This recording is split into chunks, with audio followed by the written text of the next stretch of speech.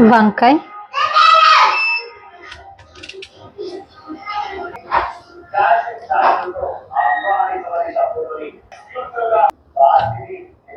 Carrot, tomato,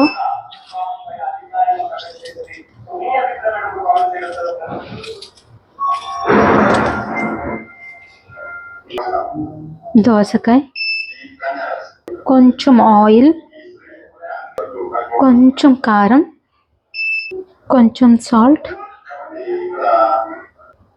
కొంచెం పసుపు, 1 cup water, చిక్కుడుకాయ గింజలు, లాస్ట్ అండ్ ఫైనల్ కరివేపాకు వేసుకుని మూత పెట్టేసుకుని ఉడికించుకుందాము. అయిపోయిందండి, కుక్ అయిపోయింది. చూసారా, కుక్ అయిపోయింది. పిల్లలకి మిక్స్డ్ వెజిటేబుల్ కర్రీ రెడీ.